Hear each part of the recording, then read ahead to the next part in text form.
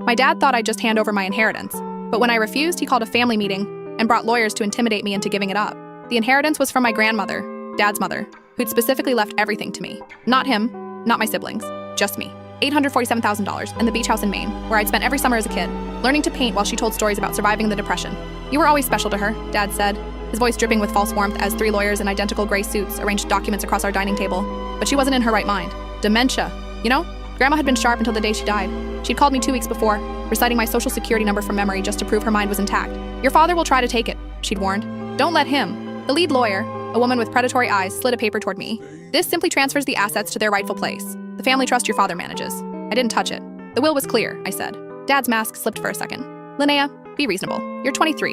You'll blow through it on avocado toast and yoga retreats. That's when I noticed my Uncle Cameron in the corner, recording everything on his phone.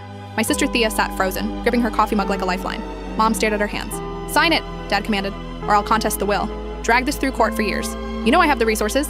The lawyers nodded in unison like trained seals. What Dad didn't know was that I'd been recording too, not just today, but for months. Every threat, every manipulation, every time he'd stolen from Grandma's accounts while she was alive. I had bank statements, forged signatures, emails where he discussed handling her estate before she was even sick.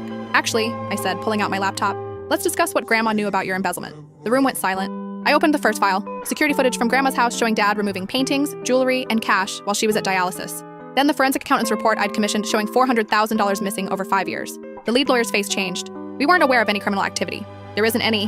Dad snarled. She's bluffing. I played an audio recording. Grandma's voice, clear and strong.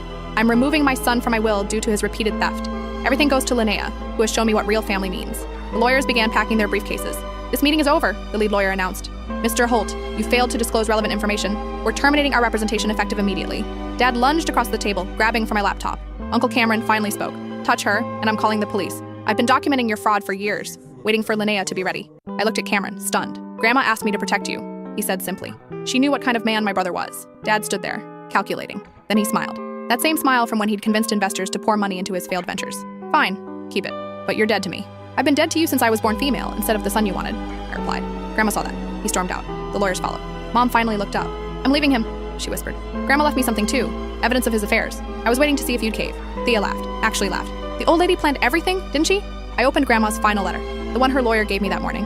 My darling girl, by now your father has shown his true colors. The money is yours, but the real inheritance is freedom from his control. Use it wisely. Build the life we dreamed about during those summer painting sessions. And remember, the best revenge against a narcissist is living well without them. P.S. Check the beach house basement. I left something special. 2 weeks later, I stood in that basement surrounded by Grandma's hidden art collection, Monet's, Picasso's, pieces worth millions she'd bought cheap in the 1960s and never told anyone about. Dad had been right about one thing. Grandma did have favorites. She just had excellent taste in choosing them.